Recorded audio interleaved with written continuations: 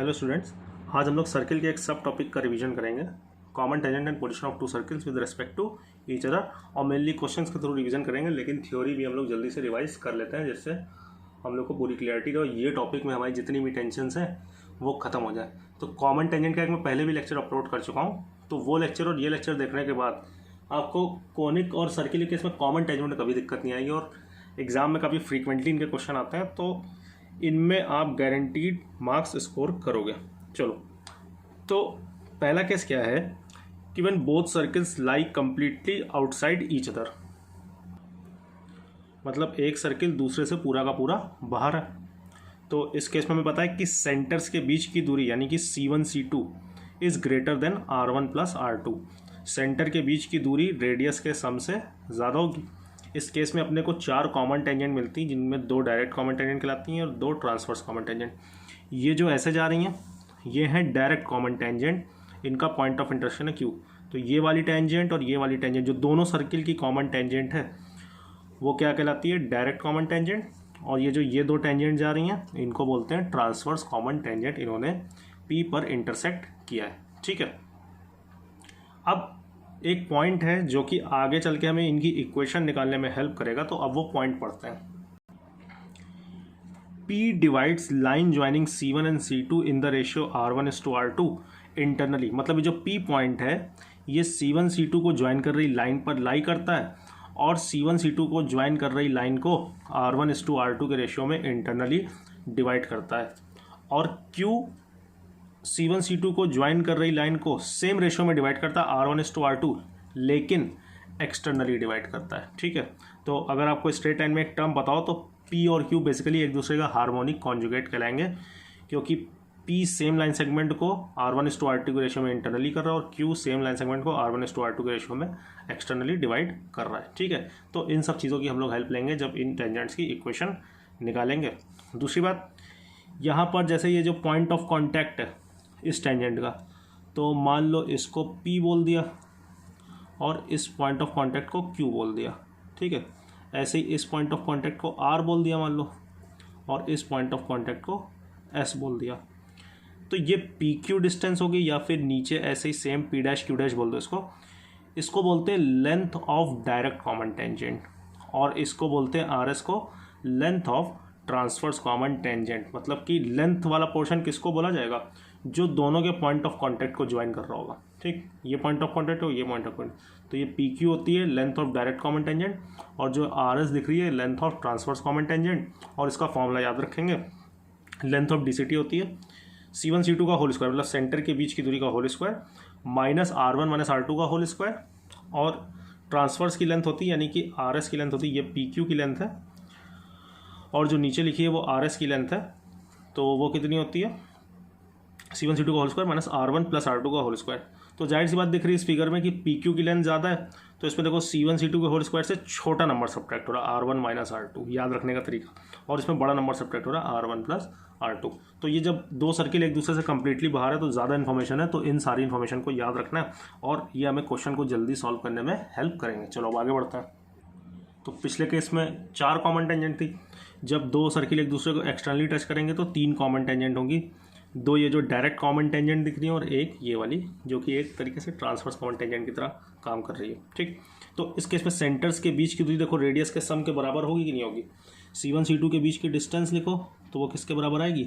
R1 plus R2 के बराबर आ जाएगी। 3 कॉमन टेंजेंट होगी, तो इसमें भी P की सेम प्रॉपर्टी होगी कि C1 C2 को ज्वाइन कर रही लाइन को R1:R2 के रेशियो में डिवाइड करेगा। इसमें ये वाली जो टेंजेंट की इक्वेशन है इसको आपको याद रखना है कि अगर इस सर्किल की इक्वेशन है S1 = 0 और इस सर्किल की इक्वेशन है S2 = 0, तो इस टेंजेंट की इक्वेशन आपको डायरेक्ट लिखनी आनी चाहिए S1 माइनस S2 = 0। मतलब दोनों सर्किल की इक्वेशंस को जब सीधे सीधे सब्ट्रैक्ट कर दोगे तो इस वाली टेंजेंट की इक्वेशन आ जाती है। और अगर आपको सर्किल में और अच्छे से नॉलेज है तो इसको रेडिकल एक्सिस भी बोला जाता है इस पर्टिकुलर केस के लिए, ठीक है। तो दोनों सर्किल को सब्ट्रैक्ट करते वक्त ये ध्यान रखना है कि दोनों सर्किल में x² और y² का कोफिशिएंट बराबर हो, ठीक है। मोस्टली 1 होता है, तो बराबर हो तभी सब्ट्रैक्ट करना। तो एक लाइन की इक्वेशन आएगी, वो किस लाइन की इक्वेशन आएगी, इस वाली टेंजेंट की इक्वेशन डायरेक्ट आ जाती है ना। तो ये एक काम की चीज़ याद रखनी कि जब दो सर्किल एक्सटर्नली टच करेंगे तो एक टेंजेंट की इक्वेशन बड़ी जल्दी आ जाती है, S1 - S2 = 0। ठीक, उसके बाद ये जो AB है ये क्या है, length of direct common tangent है। तो इस केस में लिखें ज़रा length of direct common tangent. तो अभी अभी हम फॉर्मूला देख के आए हैं डायरेक्ट कॉमन टेंजेंट का कि C1 C2 का whole square minus R1 - R2 का होल स्क्वायर। ठीक, तो यहाँ पर C1 C2 इस केस में किसके बराबर है, R1 + R2 के बराबर है। तो ये आ जाएगा R1 + R2 का whole square minus R1 - R2 का होल स्क्वायर। तो जब इसको ओपन करोगे तो 2R1 R2 और माइनस का 2R1 R2 प्लस हो जाएंगे, स्क्वायर वाला टर्म कैंसिल हो जाएंगे, तो आ जाएगा 4R1 R2। तो लेंथ ऑफ DCT इस पर्टिकुलर केस में जब सर्किल्स एक्सटर्नली टच कर रहे हैं कितनी आ गई, 2√R1 × R2। तो इसको चाहो तो एक एज अ रिजल्ट की तरह याद रख सकते हो। ठीक, कि length of DCT when circles are touching externally क्या होती है, 2√R1 × R2। ठीक, चलो आगे बढ़ते हैं। अब थर्ड केस पे आते हैं, when circles intersect at 2 distinct point. तो इस केस में 2 कॉमन टेंजेंट होंगी और इसमें भी सेम प्रॉपर्टी होगी कि जो P है वो C1 C2 को ज्वाइन कर रही लाइन को R1:R2 के रेशियो में, अगर इसका रेडियस R1 बोल रहे हो, इसका रेडियस R2 बोल रहे हो, तो P ये R1:R2 के रेशियो में डिवाइड करेगा C1 और C2 को ज्वाइन कर रही लाइन को या फिर C1 C2 लाइन सेगमेंट को। और ये जो इसमें लाइन है इसको क्या बोलेंगे, कॉमन कॉर्ड, क्योंकि ये दिख रहा होगा ये दोनों की ही कॉर्ड है, दोनों सर्किल्स की। और इसकी भी इक्वेशन क्या होती है, अगर ये S1 = 0 सर्किल है और ये S2 = 0 सर्किल है, तो इस कॉमन कॉर्ड की इक्वेशन क्या होती है, S1 - S2 = 0। ठीक है कि नहीं। तो इस केस में क्या होता है कि सेंटर्स के बीच की दूरी रेडियस के सम से तो छोटी होनी चाहिए, लेकिन रेडियस के डिफरेंस से ज़्यादा होनी चाहिए, क्योंकि अगर तुमने ये कंडीशन नहीं लगाई तो ये भी केस हो सकता है, क्योंकि इस केस में भी C1 C2 तो लेस देन R1 + R2 होगा। तो इसको डिफरेंशिएट किससे किया है, इससे कि सेंटर्स के बीच की दूरी रेडियस के सम से तो कम होनी चाहिए, लेकिन रेडियस के डिफरेंस से ज़्यादा होनी चाहिए। और जैसा कि यहाँ पर आपको लिखा हुआ दिख रहा है, 2 कॉमन टेंजेंट्स हैं अपने पास। ठीक, तो ये वाला केस भी हम लोग ने बड़ी आसानी से समझ लिया। अब नेक्स्ट केस की तरफ जाते हैं, when circles touch each other internally. मतलब ऐसा कुछ केस है, तो इस केस में तो एक ही कॉमन टेंजेंट आएगी जो ये दिख रही है, और इसकी भी इक्वेशन क्या होगी, S1 - S2 = 0। ठीक, और वही C1 C2 आपकी क्या होगा, रेडियस के डिफरेंस के बराबर होगा। देख लो, ये यहाँ से यहाँ तक की दूरी R1 होगी, ये दूरी R2 होगी, मतलब कि ये यहाँ से यहाँ तक की दूरी R1 होगी, फिर ये वाली दूरी R2 होगी, तो C1 C2 कितना हो जाएगा, mod of R1 - R2। मतलब जिसका रेडियस ज़्यादा होगा उसके अकॉर्डिंग R1 - R2 या R2 - R1 आ जाएगा। तो सेफ साइड मॉड लगा दिया है। तो एक चीज़ अगर ऑब्जर्व करो कि जब सर्किल्स एक्सटर्नली टच कर रहे थे ऐसे करके, तो 3 कॉमन टेंजेंट आई थी, लेकिन उनमें से इस वाली टेंजेंट की इक्वेशन क्या आई थी, S1 - S2 = 0। जब इंटरनली टच कर रहे हैं तो एक कॉमन टेंजेंट आई है और उसकी इक्वेशन है S1 - S2 = 0। तो ये काम की चीज़ है कि व्हेन सर्किल्स टच इंटरनली और externally, S1 - S2 will be one of the common tangent. मतलब कि भले सर्किल इंटरनली टच कर रहे हो या एक्सटर्नली टच कर रहे हों, लेकिन S1 - S2 = 0 एक टेंजेंट ज़रूर होगी। इस केस में 2 और होंगी, लेकिन S1 - S2 तो एक ज़रूर होगी। तो इसका फ़ायदा कहाँ पर उठाओगे, किसी क्वेश्चंस में दे दिया जाता है कि 2 सर्किल्स टच ईच अदर, ये नहीं दिया जाता है इंटरनली या एक्सटर्नली, और फिर कुछ ऑप्शन बना दिए जाते हैं। तो कई लोग क्या करते हैं कि उसमें 2 केस बना के सॉल्व करते हैं। नहीं, उसमें 2 केस नहीं बनाएंगे। हमें ये पता है कि सर्किल्स इंटरनली टच कर रहे हो या एक्सटर्नली टच कर रहे हो, एक टेंजेंट की इक्वेशन क्या होगी, S1 - S2 = 0, और उसको यूज़ करेंगे क्योंकि वो दोनों में कॉमन चीज़ होगी और उसके अकॉर्डिंग क्वेश्चन सॉल्व करने की कोशिश करेंगे। ठीक, चलो ये केस भी कवर हो गया। अगले केस पे पढ़ते हैं। When one circle lies completely inside the other, ये कंडीशन है। तो इसमें कॉमन टेंजेंट तो आनी नहीं, नो कॉमन टेंजेंट, और सेंटर के बीच की दूरी आपकी रेडियस के डिफरेंस से भी छोटी होगी। पिछले केस में बराबर थी, तो इस केस में रेडियस के डिफरेंस से भी छोटी होगी और कोई भी कॉमन टेंजेंट नहीं आएगी। तो C1 C2 is less then mod of mod of R1 minus R2। चलो अब कुछ क्वेश्चंस की तरफ बढ़ते हैं जो कि मोस्टली क्वेश्चंस में जेई मेन और जेई एडवांस में आए हुए क्वेश्चन है। तो देखते हैं हम लोग कितनी जल्दी इन क्वेश्चंस को सॉल्व कर पाते हैं। तो पहला क्वेश्चन है the common tangent to the circle this and this also passes through the point. मतलब इन सर्किल की जो कॉमन टेंजेंट होगी वो और किस पॉइंट से पास हो रही होगी। तो पहले तो ये देखें कि इन सर्किल की कॉमन टेंजेंट आएंगी कितनी। तो पहले सर्किल का सेंटर जो है C1 वो है 0,0 और रेडियस है अपना 2। ठीक, दूसरे सर्किल का सेंटर कितना है -3, -4 और रेडियस देख लेते हैं इसका कितना आ रहा है 9 + 16 माइनस ऑफ -24 तो 24 तो 49। तो ये आ गया 7। ठीक, जरा देखते हैं कि सेंटर्स के बीच की दूरी कितनी आ रही है। तो C1 C2 कितना आ रहा है 3² + 4², तो यानी कितना आ रहा है 5 आ रहा है। तो अगर ध्यान दो यहाँ पर तो C1 C2 बराबर आ गया mod of R1 minus R2। C1 C2 5 आया और रेडियस का डिफरेंस 7 और 2 का कितना है 5 है। तो यानी कि एक कॉमन टेंजेंट आएगी सर्किल्स आर टचिंग इंटरनली। मतलब कुछ ऐसी सिचुएशन है ये वाली। ठीक, तो इस टेंजेंट की हमें इक्वेशन पता है क्या होती है S1 minus S2 is equals to 0। तो सबको पहले एक साइड ले आओ, तो इसमें तो सब एक साइड है। ये इक्वेशन क्या हो जाएगी x² + y² -4 is equals to 0। दोनों सर्किल को सब्ट्रैक्ट कर दो तो ये टेंजेंट की इक्वेशन आ जाएगी। तो x² + y²,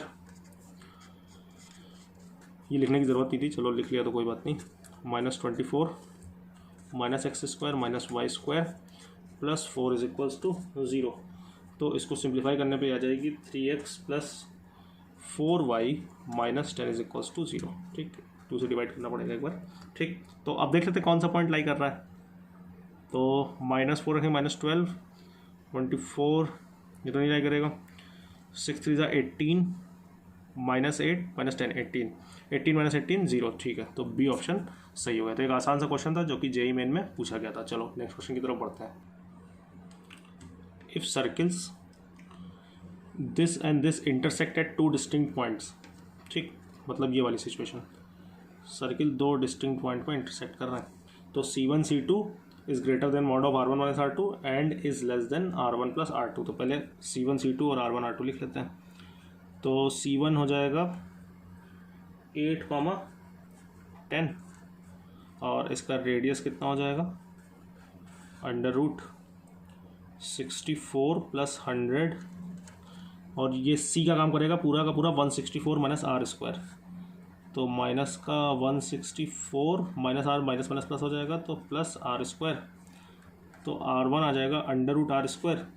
और वैसे तो आइडियली मॉड R आएगा, लेकिन किसी भी ऑप्शन में R नेगेटिव नहीं है तो इसको R ही लिख लेते हैं, ज़्यादा दिमाग नहीं लगाते हैं। ठीक, C2 जो है उसका तो सेंटर साफ साफ दिख रहा है 4,7 और उसका रेडियस कितना है 6 है। ठीक है, तो ज़रा सेंटर के बीच की दूरी निकाल लेते हैं जल्दी से। C1 C2 तो 8 - 4 का स्क्वायर यानी कि 16 और 10 - 7 का स्क्वायर यानी कि 9 तो 25 यानी कि 5। तो C1 C2 क्या होना चाहिए ग्रेटर देन होना चाहिए mod of R1 minus R2 और लेस देन होना चाहिए R1 + R2। ठीक है, तो ये हो जाएगा mod of R - 6 should be less than 5 should be less than R + 6। ठीक, तो पहले इन दोनों को सॉल्व करें। तो इन दोनों को सॉल्व करके आ जाएगा R should be 5 - 6 greater than -1। तो इसमें तो कोई दिक्कत ही नहीं है ना, R तो पॉजिटिव है तो -1 से तो ज़्यादा होगा रेडियस है। ठीक, तो यानी कि जो भी आंसर आना होगा इस वाली इनइक्वालिटी से आ जाएगा, है ना। ऐसी इनइक्वालिटी कैसे सॉल्व करते हैं, इसको सॉल्व करते हैं, इसको सॉल्व करते हैं और दोनों का इंटरसेक्शन लेते हैं। तो ये बोल रहा है R - 1 से ज़्यादा होना चाहिए। अब ये देख लेते हैं क्या बोल रहा है, mod of R - 6 less than 5। तो ये पता ही होगा मॉड की प्रॉपर्टी, ये चीज़ क्या हो जाएगी -5 से 5। ठीक, दोनों को ऐड 6 हर जगह ऐड कर दो तो R क्या आ जाएगा 1 से 11।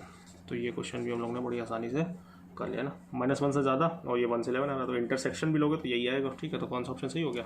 डी ऑप्शन सही हो गया। तो again a very simple question. चलो अब नेक्स्ट क्वेश्चन की तरफ बढ़ते हैं। इसमें बोला 3 circles of radii a b c, a is less than b is less than c, touch each other externally and have x axis as their common tangent, then ये relation बताना है। सबसे बड़ा सर्किल है सी रेडियस का, दूसरा है B और एक है ए। ठीक है, तो उस पर डायग्राम जो होगा वो कुछ ऐसे बन जाएगा कि एक सर्किल का रेडियस है सी जो कि सबसे बड़ा है, कुछ ऐसे। ठीक है ना, डायग्राम थोड़ा सा बना लेते हैं सिंपल सही। एक सर्किल कुछ ऐसे होगा, है ना, तो इसका रेडियस सी है, इसका रेडियस बी है, और तीनों सर्किल एक दूसरे को टच कर रहे हैं और एक्स एक्सिस को भी टच कर रहे हैं। तो तीसरा सर्किल कुछ यही बनाना पड़ेगा हमें दोनों के बीच में छोटा सा, और इसका रेडियस जो होगा वो ए होगा। ठीक, तो अब क्या करते हैं कि इन पॉइंट्स को कुछ नाम दे देते हैं और देखते हैं कि रिलेशन कैसे आएगा। तो हमने क्या किया कि ये बड़ा वाला सर्किल जहाँ पर टच करा था उसको P बोल दिया, इसको ये A वाला जहाँ पर टच करा था उसको Q बोल दिया, और इस B वाले को R बोल दिया। ठीक, अब रिलेशन एस्टेब्लिश करते हैं। तो PR जो है यहाँ पर वो PQ प्लस QR के बराबर है। अब अगर ध्यान दो तो ये PR क्या है? C और B वाले सर्किल की डायरेक्ट कॉमन टेंजेंट है। देखो ये पॉइंट ऑफ कांटेक्ट को ही तो ज्वाइन कर रही है, तो ये डायरेक्ट कॉमन टेंजेंट है। और जब सर्किल्स एक्सटर्नली टच कर रहा होता है तो डायरेक्ट कॉमन टेंजेंट अभी हम लोग प्रूफ करके आए कि क्या आती है, सिंपल सी 2√R1R2, तो ये क्या आ जाएगी 2√BC। PQ क्या है? C और A वाले सर्किल के लिए देखो डायरेक्ट कॉमन टेंजेंट है। ठीक, और ये भी सर्किल एक्सटर्नली टच कर रहा है, तो ये क्या आ जाएगा 2√AC। और QR इन दोनों A और B वाले सर्किल की डायरेक्ट कॉमन टेंजेंट है, तो ये कितना आ जाएगा 2√, ये भी एक्सटर्नली टच कर रहा है AB। तो अब क्या करो, बस डिवाइड कर दो √ABC से, तो क्या आ जाएगा 1 और 2 तो कैंसिल ही हो जाएगा, तो 1/√A is equals to 1/√B plus 1/√C। तो कोई ऑप्शन है ऐसा? ये वाला ऑप्शन है, तो सही हो गया ना। तो रिलेशन लाना था तो बड़ी आसानी से हम लोग ये रिलेशन ले आए। चलो अब नेक्स्ट क्वेश्चन की तरफ बढ़ते हैं। चलो देखते हैं, ये JEE एडवांस में आया हुआ क्वेश्चन है। The centres of 2 circle C1 and C2 each of unit radius are at distance 6 units from each other. ठीक है, तो इसका क्या मतलब हुआ? ये हो गया कि C1 और C2 दो सर्किल्स के हैं, दो सेंटर हैं, दो सर्किल्स के सेंटर हैं, और उनका रेडियस 1 और 1 है। मतलब कि इसका भी रेडियस 1 है और इसका भी रेडियस 1 है, और इनके सेंटर के बीच की दूरी जो है C1 C2 वो कितनी है 6 है, और P मिड पॉइंट है। ठीक है, let P the mid point line segment joining centres of C1 and C2 and C be a circle touching C1 and C2 externally. तो ऐसा करते हैं, इसको बना देते हैं C एक ऐसा सर्किल है जो दोनों सर्किल को एक्सटर्नली टच कर रहा है। तो कुछ ऐसा हो गया कि ये सर्किल का सेंटर C है और ये दोनों सर्किल को एक्सटर्नली टच कर रहा है ना। एक बार फिर से क्वेश्चन अगर देखो तो the centre of 2 circle C1 and C2 each of unit radius are at a distance of 6 units from each other. तो C1 C2 6 है, P be the mid point of line segment joining centres of C1 and C2, C be a circle touching C1 and C2 externally. तो ये externally, if common tangent to C1 and C, common tangent to C1 and C passing through P is also a common tangent to C2 and C, then find the radius of circle C। तो इसका radius कुछ R मान लेते हैं। आप क्या कह रहा है कि इनकी जो कॉमन टेंजेंट है C1 और C की, वो C2 और C की भी कॉमन टेंजेंट है। तो कैसे बन जाएगा ये पासिंग थ्रू P? तो ये कुछ ऐसे हो जाएगा, देखो सिंपल सा, कि ये C1 और C की जो कॉमन टेंजेंट है passing through P is also common tangent to C2 and C। तो देखो C2 और C की भी एक कॉमन टेंजेंट है और C1 और C की भी कॉमन टेंजेंट है। अब हमें सर्किल का रेडियस निकालना है। तो अगर हम इन पॉइंट्स को नाम दे दें कि AB है ये, है ना, अच्छा क्वेश्चन है JEE एडवांस का। तो अगर तुम AB को ध्यान से देखो तो AB C1 एंड C2 की भी कॉमन टेंजेंट है, और AB C1 एंड C2 की कैसी कॉमन टेंजेंट है? AB C1 एंड C2 की कैसी कॉमन टेंजेंट है? Transverse common tangent.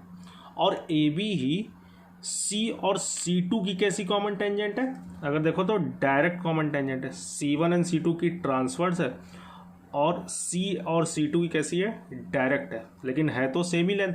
तो जैसे लिखोगे आएगी तो सेम। तो हम लोग क्या लिख सकते हैं यहाँ पर? हम लोग लिख सकते हैं कि AB is DCT for C2 and C, direct common tangent, and TCT for C1 and C2, लेकिन लेंथ है। तो एक बार DCT के रेफरेंस में लिखते हैं, तो क्या आ जाएगा? इसका रेडियस हम R मान चुके हैं, तो C और C2 एक्सटर्नली टच कर रहे हैं, तो डायरेक्ट कॉमन टेंजेंट की लेंथ क्या होगी? 2√R1R2 होती, तो 2 इंटू R इंटू 1। अब C1 और C2 के लिए TCT है, तो आ जाएगा C1 C2 का whole square minus R1 plus R2 का होल स्क्वायर, तो R1 प्लस R2 का होल स्क्वायर। तो ये आ जाएगा 2√R। C1 C2 क्वेश्चन ने दे रखा है हमें 6 है, तो 36, और R1 और R2 दोनों ही 1 है, तो 1 + 1 2, और ये आ जाएगा 4। तो स्क्वायर कर देंगे तो 4R इज इक्वल्स टू 32 आ जाएगा। तो R कितना आ जाएगा? 8 आ जाएगा ना। तो ये भी क्वेश्चन हम लोग ने JEE एडवांस का बड़ी ही आसानी से कर दिया, ठीक है कि नहीं? इसको आप और तरीके से भी कर सकते हो। अगर ये फॉर्मूला भूल जा रहे हो तो ये आप कंस्ट्रक्शन वगैरह करके ट्राई करना कि इसको इससे ज्वाइन कर दिया, इसको इससे ज्वाइन कर दिया, ठीक है ना। इस टाइप के सोचना, कुछ कंस्ट्रक्शन से भी आप फ़ायदा उठा सकते हो क्या इसका रेडियस निकालने के लिए। तो इस तरीके से भी एक बार ट्राई करना हो, इसको इससे ज्वाइन करके कुछ देखना कि कुछ फ़ायदा उठा पा रहे हो क्या, क्योंकि चलो वो खुद से ट्राई करना, और आ जाए तो बताना फिर मुझे कमेंट में, है ना। ठीक, चलो अब नेक्स्ट क्वेश्चन की तरफ बढ़ते हैं। Square OABC is formed using the line pairs xy is equals to 0 and xy plus 1 is equals to x plus y, where O is origin. A circle with center C1 inside the square is drawn to touch the line pair this, and another circle with center C2 and radius twice of C1 is drawn to touch the circle C1 and other line pair. ठीक है, तो एक थोड़ा थोड़ा करके question करता हूँ। एक स्क्वायर बनाया पहले, तो x y is equals to 0 line का मतलब तो क्या हो गया? कोऑर्डिनेट एक्सेस होगी। एक होगी एक्स इज इक्वल्स टू 0 और दूसरी हो गई वाई इज इक्वल्स टू 0। ये देख लेते कौन सी लाइन है।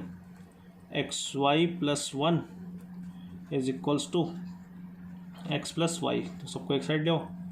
तो x y minus y plus 1 minus x is equals to 0। यहाँ से y कॉमन लिया तो x माइनस 1, और यहाँ से -1 कॉमन लिया तो x minus 1 is equals to 0। तो ये आ गया y minus 1 into x minus 1 is equals to 0। तो लाइन्स आ गई, x इज इक्वल्स टू 1 और y इज इक्वल्स टू 1। तो दो लाइनें x is equals to 0 y is equals to 0, दो लाइनें x is equals to 1 y is equals to 1। तो पहले ऐसा करते हैं कि स्क्वायर बना लेते हैं, फिर आगे क्वेश्चन को समझते हैं। तो ये कुछ हमारा स्क्वायर बन गया इन चार लाइन से, x is equals to 1 y is equals to 1 x equals to 0 y is equals to 0। A circle with centre C1 inside the square is drawn to touch the line pair x y is equals to 0। एक circle ऐसा बनाया है जिसका centre C1 है और वो इन दोनों lines को टच करा है। तो थोड़ा सा रफ डायग्राम बनाने की कोशिश करते हैं कि एक सर्किल कुछ ऐसे करके ऐसा बनाया गया कि जो इन दोनों लाइंस को टच कर रहा है, और उसका सेंटर कितना है? उसका सेंटर है C1 और उसका रेडियस कुछ मान लेंगे R, ठीक है। और फिर क्या बोला? Another circle with centre C2 and radius twice of C1 is drawn to touch the circle C1, इसको टच कर रहा है, and other two line pair, मतलब दूसरा सर्किल कुछ ऐसे बनेगा कि उसका रेडियस इसका ट्वाइस होगा, वो इसको भी टच करेगा और इस लाइन पेयर को भी टच करेगा ना। तो वो डायग्राम उतना बढ़िया नहीं बना है, लेकिन क्वेश्चन तो आप समझ ही गए होंगे। तो इसका सेंटर है C2 और अगर इसका रेडियस R है तो इसका रेडियस 2R है। अब सेंटर लिखने की कोशिश करते हैं, तो इसका रेडियस R मान लेते हैं, तो इसका रेडियस कितना हो गया? 2R हो गया, ठीक। तो चूंकि ये दोनों एक्सिस को टच कर रहा है, तो ये भी इसका रेडियस है और ये भी इसका रेडियस, तो ये डिस्टेंस भी आ रहा है और ये डिस्टेंस भी आ रहा है और ये परपेंडिकुलर है। तो यानी कि C1 ये कितना हो गया? C1 के कोऑर्डिनेट R, R है ना, तो यहाँ पे अलग से भी लिख लिया। C1 जो सर्किल का सेंटर है उसके कोऑर्डिनेट क्या है? R, R। चलो, अब इसका रेडियस 2R है और ये परपेंडिकुलर डिस्टेंस रेडियस ही होगी क्योंकि ये टेंजेंट है, तो ये कितनी हो जाएगी? 2R। और ये भी कितना हो जाएगा? परपेंडिकुलर डिस्टेंस है, तो ये भी हो जाएगा 2R, ठीक।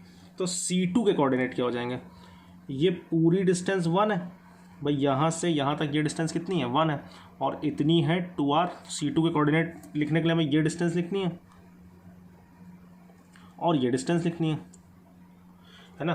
तो टोटल डिस्टेंस 1 है और ये 2r है, तो ये डिस्टेंस कितनी होगी 1 माइनस 2r, और ऐसे ये डिस्टेंस भी कितनी होगी, टोटल 1 है, इतनी 2r, तो ये भी कितनी होगी 1 माइनस 2r।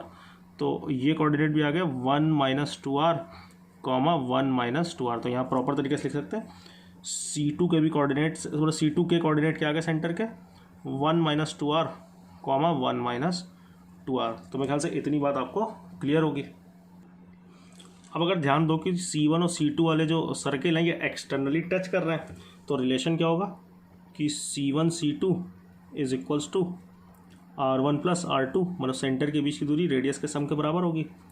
तो सेंटर के बीच की दूरी लिख लेते हैं पहले डिस्टेंस फॉर्मूला से, तो 1 माइनस 2r माइनस r, तो 1 माइनस 3r का whole square plus 1 minus 3r का whole square is equals to r plus 2r। इनका रेडियस लिख लिया। अब बस कुछ नहीं करना, दोनों साइड स्क्वायर करके एक क्वाड्रेटिक आएगी, तो वो क्वाड्रेटिक मैं डायरेक्ट लिख देता हूँ। वो क्वाड्रेटिक आ जाएगी 9r square plus minus 12r plus 2 is equals to 0। वो सिंप्लीफाई कर लेना, स्क्वायर करना बड़े आसानी से आ जाएगा ना, कोई दिक्कत नहीं आएगी। तो r की वैल्यू क्या आ गई, क्वाड्रेटिक को सॉल्व करें तो 12 प्लस माइनस 144 माइनस 9 2 ज़ा 18 4 ज़ा 72, तो माइनस 72 अपॉन यहाँ पर कितना आ जाएगा 18 आ जाएगा। ठीक, तो इसको सिंप्लीफाई करेंगे हम लोग तो कुछ ऐसा मिल जाएगा भाई, ये कितना आ जाएगा 72 आ जाएगा। ठीक, तो 6√2 हो जाएगा, तो 6 से डिवाइड हो जाएगा, तो 2 प्लस माइनस √2/3। ठीक, अब दो वैल्यू आई हैं इसमें, लेकिन जो ये वाली वैल्यू होगी 2 प्लस √2/3 ये ग्रेटर देन 1 होगी, और जाहिर सी बात है कि रेडियस 1 से ज़्यादा हो ही नहीं सकता क्योंकि ये पूरी डिस्टेंस ही 1 है। तो ये वाली जो वैल्यू है वो रिजेक्ट हो जाएगी। तो यानी कि जो रेडियस आएगा वो कितना आएगा, माइनस साइन से आएगा, 2 माइनस √2/3। तो बहुत ही अच्छा क्वेश्चन था ये, है ना, और इसमें हमने काफ़ी आराम से इसको सॉल्व किया, मेरे ख्याल से सभी को क्लियर होगा। कैलकुलेशन वाइज बहुत ज़्यादा नहीं था, क्योंकि डायग्राम अगर किसी ने प्रॉपर बना लिया तो वो ये क्वेश्चन कर लेगा। चलो नेक्स्ट क्वेश्चन की तरफ बढ़ते हैं। The two circles this and this C greater than 0 touch each other if. तो देखो इसमें बोला कि ये दोनों सर्किल एक दूसरे को टच कर रहे हैं, लेकिन ये नहीं बताया कि इंटरनली या एक्सटर्नली। तो क्या करें, तो वो हम लोग ने थ्योरी में भी पढ़ा था कि दोनों ही केस में एक कॉमन टेंजेंट क्या होती है, S1 minus S2 is equals to 0। तो एक सर्किल S1 जो है वो हो जाएगा x² plus y² minus AX is equals to 0, दूसरा हो जाएगा x² plus y² minus C² is equals to 0। तो S1 minus S2 is equals to 0 जब कॉमन टेंजेंट निकालेंगे तो दोनों को सब्ट्रैक्ट कर दो, तो माइनस AX प्लस C, ये जेई मेन का आया हुआ क्वेश्चन है, तो minus AX plus C² is equals to 0 हो जाएगा। तो AX minus C² is equals to 0, ये क्या आ गई है, बेसिकली ये आ गई है कॉमन टेंजेंट। और इट डजेंट मैटर कि इंटरनली टच कर रहा है एक्सटर्नली, ये तो एक कॉमन टेंजेंट ज़रूर होगी। तो अगर ये लाइन इन दोनों ही सर्किल की टेंजेंट है तो इन दोनों में से किसी के भी सेंटर से इस पर परपेंडिकुलर डिस्टेंस उसके रेडियस के बराबर होगी। तो मतलब इस सर्किल के सेंटर से अगर इस पर परपेंडिकुलर डिस्टेंस ड्रॉप करेंगे तो परपेंडिकुलर डिस्टेंस किसके बराबर आएगी, रेडियस के बराबर। तो इस सर्किल का सेंटर क्या है 0,0 और इसका रेडियस क्या है C।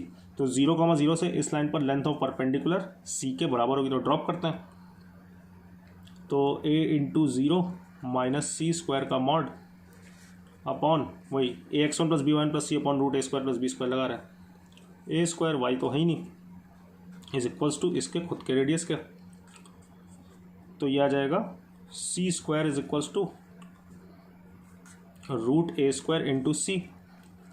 ये C एक कैंसिल हो जाएगा, अननोन क्वांटिटी का अंडर रूट C इसलिए कैंसिल कर सकते हैं, C ग्रेटर देन 0 दे रखा है ना, अननोन क्वांटिटी का अंडर रूट मॉडुलस के साथ है, तो क्या आ गया C is equals to mod A। तो कौन सा ऑप्शन सही हो गया, B ऑप्शन सही हो गया। तो अगेन वेरी सिंपल क्वेश्चन। चलो नेक्स्ट क्वेश्चन की तरफ बढ़ते हैं। ये लास्ट क्वेश्चन है और इसको मैं पूरा नहीं सॉल्व करूँगा, हाफ सॉल्व करूँगा, फिर इसका आंसर आपको कमेंट में लिखना होगा, ठीक है। Find the equation of common tangents to the circle this and this. तो पहले ये पता करना पड़ेगा कितनी कॉमन टेंजेंट आ रही होंगी। तो इसका सेंटर कितना है, C1 किसी को बोल दो, तो इसको C1 बोलते हैं। तो इसका सेंटर है -3,1 और इसका रेडियस कितना आ जाएगा 9 √9 + 1 -1, तो √9 यानी कि 3। दूसरे सर्किल का सेंटर C2 कितना है 1,3 और इसका रेडियस कितना आ जाएगा 1² + 9 -9, तो 9 से 9 कैंसिल हो जाएगा तो आ जाएगा 1। तो सेंटर के बीच की दूरी कितनी आ रही है C1 C2 -3 -1 -4 यानी कि -4 का स्क्वायर 16, 1 -3 -2 -2 का स्क्वायर 4, तो √20 आ गया। तो C1 C2 अगर तुम ध्यान दो यहाँ पर R1 + R2 कितना आया, R1 + R2 आया 4 और C1 और 4 का मतलब क्या हुआ √16 हुआ। तो जो C1 C2 है वो √20 और R1 + R2 √16 है। तो C1 C2 is greater than R1 + R2। तो कितनी कॉमन टेंजेंट आएंगी 4 कॉमन टेंजेंट्स। अब इक्वेशन कैसे निकालते हैं तो उसका हाफ हिंट मैं आपको दे देता हूँ, बाकी आप सॉल्व करना। तो थोड़ा सा डायग्राम बना लेते हैं पहले। तो ये C1 सर्किल, ये C2 सर्किल, इसका सेंटर -3,1 निकाल चुके हैं, इसका 1,3, रेडियस 3,1। तो हमें पता है कि P के कोऑर्डिनेट कैसे आ सकते हैं। P C1 C2 को ज्वाइन कर रही लाइन को इंटरनली डिवाइड करता है R1:R2 यानी कि 3:1 के रेशियो में। तो P के कोऑर्डिनेट हम लोग सेक्शन फॉर्मूला से लिख लेते हैं। तो क्या आ जाएगा 3 × 1 3, ठीक, फिर 1 × -3 तो 3 - 3 अपॉन R1 + R2 तो 3 + 1 और ऐसे ही दूसरा आ जाएगा 9 + 1/4। ऐसे ही जल्दी से Q के कोऑर्डिनेट लिख लेते हैं। Q में एक्सटर्नल डिवीजन होगा, Q C1 C2 को ज्वाइन कर रही लाइन को R1:R2 के रेशियो में एक्सटर्नली डिवाइड करेगा। तो जाएगा 3 + 3/3 - 1 9 - 1 अपॉन 3 - 1। तो P के कोऑर्डिनेट हो गए 0,5/2